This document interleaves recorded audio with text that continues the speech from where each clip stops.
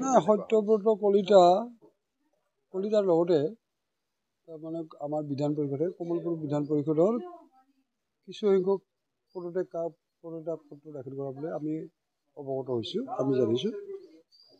কিন্তু এই কথাটো সত্য নহয় যে বোলে কমলপুৰত অসম গণ পৰিষদ দল নিশ্চিন্ন হৈ গৈছে, এই কথাটো কিন্তু সত্য নহয়। আজি অলপ আগতে মই এজন কমলপুৰৰ পৰা এজনে ফোন কৰিছিল যে আমি আছোঁ, চিন্তা কৰিবলগীয়া নাই। গতিকে এনেধৰণৰ তাৰমানে ফোনো আমাৰ ওচৰত আহিছে। যিয়ে নহওক, সত্যব্ৰত কলিতা অগপৰ ত্যাগ কৰাটোত মই নিজে অলপ দুখ পাইছোঁ। কিন্তু মই এটা কথা নিশ্চয় ক'ব লাগিব যে যদি মই অসম গণ পৰিষদ দলৰ নীতি আদৰ্শ লৈ যদি অসম গণ পৰিষদ দল কৰি থাকোঁ, তেনেহ'লে মই কেতিয়াও অসম গণ পৰিষদৰ নীতি আদৰ্শ বিসৰ্জন দি মই অন্য দলত যোগদান কৰাটো মই কিন্তু সেইটো তাৰমানে সমীচীন হোৱা বুলি মই বিবেচনা নকৰোঁ। যদি প্ৰকৃততে সত্যব্ৰত কলিতাই যদি অসম গণ পৰিষদ দলৰ আঞ্চলিকতাবাদৰ এগৰাকী যদি প্ৰবক্তা আছিল, তেনেহ'লে সেই আঞ্চলিকতাৰ প্ৰবক্তা এগৰাকী কেতিয়াও সৰ্বভাৰতীয় ৰাজনৈতিক দলৰ হৈ বা সৰ্বভাৰতীয় ৰাজনৈতিক দলত তাৰমানে অন্তৰ্ভুক্ত হোৱাটো তাৰমানে সম্পূৰ্ণ এইটো বিপৰীত, তাৰমানে সুমেৰু আৰু কুমেৰুৰ নিচিনা হৈছে। গতিকে মই ভাবোঁ যে এতিয়া নিৰ্বাচনৰ আগমুহূৰ্তত নিৰ্বাচন আহিছে, অহা বছৰৰ মাৰ্চ এপ্ৰিলত নিৰ্বাচন অনুষ্ঠিত হ'ব। আৰু নিৰ্বাচনৰ আগমুহূৰ্তত এনেধৰণৰ তাৰমানে এটা দলৰ পৰা আন এটা দললৈ যোৱাটো এটা তাৰমানে পৰম্পৰাত পৰিণত হৈছে। কিন্তু বিভিন্ন ধৰণৰ তাৰমানে এতিয়া মই অসম গণ পৰিষদ দলৰ এগৰাকী কৰ্মী, মই নেতা বুলি নকওঁ, মই কৰ্মী বুলি কৈছোঁ।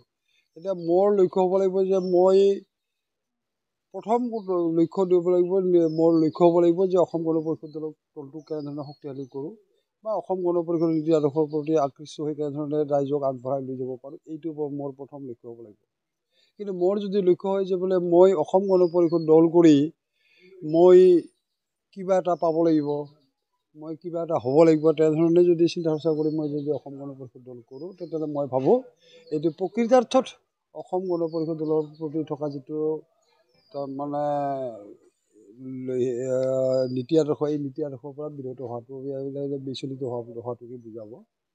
এতিয়া সত্যব্ৰত কলিতা আমাৰ দলৰ পৰা ওলাই গৈছে, কিন্তু সত্যব্ৰত কলিতা আমাৰ দলৰ পৰাই এগৰাকী বিধায়ক নিৰ্বাচিত 5টা বছৰ কাৰ্যকাল অতিবাহিত কৰিছে। গতিকে সত্যব্ৰত কলিতাৰ এই কথাটো তাৰমানে দলে সত্যব্ৰত কলিতাক কিন্তু দিছে। সত্যব্ৰত কলিতা এনে নহ'ব যদি অসম গণ পৰিষদ দলে সত্যব্ৰত কলিতাক দিয়া নাই, এই কথাটোত মই কেতিয়াও মানি নল'ম। কাৰণ যথেষ্ট সংখ্যক তাৰমানে এতিয়া আমি অসম গণ পৰিষদ দলৰ যদি আমি প্ৰাৰ্থী দিবলগীয়া হয়, যে বস্তুটো 126টা সমষ্টি আছে, আমি যদি অকলে নিৰ্বাচন কৰোঁ, আমি 126টা সমষ্টিতহে আমি অসম গণ পৰিষদৰ প্ৰাৰ্থী দিব পাৰিম। কিন্তু অসম গণ পৰিষদৰ প্ৰাৰ্থী হ'ব পৰা, বিধায়ক হ'ব পৰা, MP হ'ব পৰা, সাংসদ হ'ব পৰা মানুহ অসম গণ পৰিষদত যথেষ্ট সংখ্যক আছে। এতিয়া মই বঙাইগাঁও সমষ্টিতে যদি কথাটো ক'বলৈ যাওঁ বা বৰপেটা লোকসভা সমষ্টিৰ কথাটো যদি ক'বলৈ যাওঁ, যে বৰপেটা লোকসভা সমষ্টিত যে ফণীভূষণ চৌধুৰীয়ে একমাত্ৰ সাংসদ হ'ব পৰা বা প্ৰাৰ্থী হ'ব পৰা যোগ্য প্ৰাৰ্থী, এইটো কেতিয়াও নহয়। আৰু মোৰ নিচিনা বহুত প্ৰাৰ্থী আছে, বহুত প্ৰাৰ্থী মোতকৈ যোগ্য আছে। কিন্তু সেইবুলি এই কথাটো হ'ব নালাগে যে তাৰমানে প্ৰাৰ্থী নাপালোঁ, প্ৰাৰ্থী নাপাম, গতিকে মই দলটো ত্যাগ কৰোঁ, মই দলটো ত্যাগ কৰি অন্য দলৰ পৰা মই প্ৰাৰ্থী হৈ মই MLA হ'ম, MP হ'ম। এই চিন্তাধাৰাটো তাৰমানে আচলতে ক্ষণস্থায়ী, কিন্তু ইয়াৰ তাৰমানে ভাল হ'ব বুলি মই নাভাবোঁ। সভাপতি সম্পাদকগৰাকীয়ে মাজে মাজে কৈ থাকে যে জাতীয়তাবাদ উত্থান কৰিব লাগিব, জাতীয়তাবাদৰ শক্তি আগবাঢ়িব লাগিব। তাৰ বিপৰীতে দেখা পোৱা গৈছে একালৰ যিসকল পুৰণি নেতৃত্ব, অগপ দলৰ নেতৃত্ব, লাহে লাহে তেখেতসকলে অগপৰ প্ৰতি মোহভংগ হৈছে, তেখেতসকলে পদত্যাগ। অসম গণ পৰিষদ দলৰ প্ৰতি মোহভংগ হোৱা নাই। মই কৈছোঁৱে যে বোলে মই ব্যক্তিগত স্বাৰ্থ পূৰণৰ কাৰণে যদি মই দলটো ত্যাগ কৰি থাকোঁ, তেতিয়াহ'লে বস্তুটো আচলতে মই প্ৰকৃততে অসম গণ পৰিষদ দলৰ কৰ্মী হয়নে নহয়, মই আঞ্চলিকতাবাদৰ ধ্বজাবাহী হয়নে নহয়, মই আঞ্চলিকতাবাদক বিশ্বাস কৰোঁ নে নাই, এই কথাটোহে বুজাব লাগিব, প্ৰথমতে বুজি পাব লাগিব। মই আজি এতিয়া সাংসদ হৈছোঁ, মই যদি অহাবাৰ যদি মই যদি প্ৰাৰ্থী হ'বৰ কাৰণে আগবাঢ়ি যাওঁ, মোক যদি প্ৰাৰ্থীত্ব মই নাপাওঁ, মই তেতিয়া তাৰমানে অসম গণ পৰিষদ ত্যাগ কৰিম নেকি? অসম গণ পৰিষদ দলটো ত্যাগ কৰাটো উচিত হ'ব নেকি? তাৰমানে অসম গণ পৰিষদ দলটো মই কৰিছোঁ মই নিজৰ ব্যক্তিগত স্বাৰ্থ পূৰণ কৰাৰ কাৰণে মই অসম গণ পৰিষদ দলটো কৰিছোঁ নেকি? অসম গণ পৰিষদ দলটো পৰা মই টিকেট নোপোৱাৰ লগে লগে মই তাৰমানে অসম গণ পৰিষদ দল ত্যাগ কৰাটো উচিত হ'ব নেকি? তাৰমানে মই যদি অসম গণ পৰিষদ দলৰ পৰা টিকেট নাপাম বা অসম গণ পৰিষদ দলৰ পৰা ভৱিষ্যত মোৰ উজ্জ্বল নহয়, তেনে মই অসম গণ পৰিষদ ত্যাগ কৰা মানে মই এই কথাতে মই ভণ্ড এগৰাকী তাৰমানে আঞ্চলিকতাবাদী কৰ্মী বা আঞ্চলিকতাবাদী সৈনিক বুলি মই বিবেচনা কৰোঁ। নতুনক বাদ এৰি নিদিয়া বুলি কোৱা নাই। এতিয়া বস্তুটো মই কথাটো কৈছোঁ, এতিয়া আমি যদি যিখিনি আমাৰ বৰ্তমান পঞ্চায়ত নিৰ্বাচন হৈ গ'ল, এই পঞ্চায়ত নিৰ্বাচনত যদি আমি যিসকল নিৰ্বাচিত প্ৰতিনিধি আমি চাবলৈ যাওঁ, ইয়াতো তাৰমানে তাতে দেখা পাব যে ইয়াত নিৰ্বাচিত প্ৰতিনিধিসকলৰ অধিক সংখ্যকে সৰহ সংখ্যকেই বিল' 40 এতিয়া আমি যদি বঙাইগাঁৱত যদি চাবলৈ যাওঁ আমি বঙাইগাঁৱত আপোনালোকে আঞ্চলিক পঞ্চায়তৰ প্ৰেচিডেণ্ট চাওক, আঞ্চলিক পঞ্চায়তৰ সদস্য চাওক, জিলা পৰিষদৰ চাওক, অধিক সংখ্যকেই তাৰমানে বিল' 40। গতিকে তাৰমানে নতুন বাদ এৰি দিয়া প্ৰশ্নটো ইয়াত আমাৰ বঙাইগাঁও জিলা পৰিষদৰ সভানেত্ৰী যিগৰাকী আছে তেওঁৰ বয়স কিমান হৈছে? এটা আনমেৰিড ছোৱালী এগৰাকী।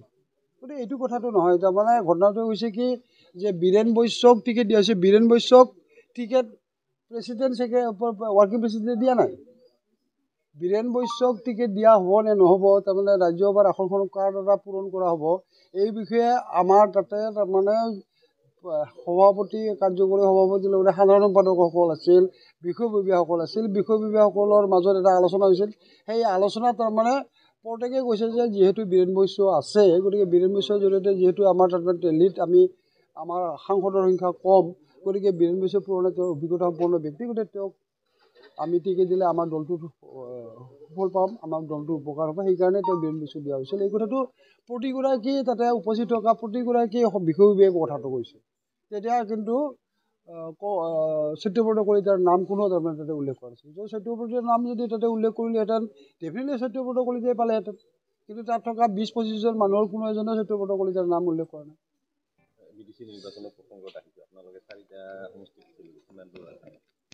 আমি 4টা সমষ্টিত খেলিম। 4টা সমষ্টিৰ ভিতৰত আমি 2টা সমষ্টিত আমি আশাবাদী। কোন 2টা সমষ্টিত আশাবাদী সেইটো কথা মই নক'ম, এইকাৰণে নক'ম বাকী 2টা সমষ্টিৰ কথা নক'লে উল্লেখ কৰিলে বাকী 2টা সমষ্টিৰ নাৰ্ভাছ হ'ব, কিন্তু আমি তাৰমানে খাতা খুলিম। মুখ্যমন্ত্ৰী কোৱা ধৰণে হেৰুৱাবৰ কাৰণে নাই, আমি হেৰুৱাবৰ কাৰণে নিৰ্বাচন খেলা নাই, আমি জিকিবৰ কাৰণে নিৰ্বাচন খেলিছোঁ। আমি জিকিবৰ কাৰণে নিৰ্বাচন খেলিছোঁ আৰু আমি এইবাৰ BTC নিৰ্বাচনত BTR নিৰ্বাচনত অসম গণ পৰিষদ দলে খাতা খুলিব।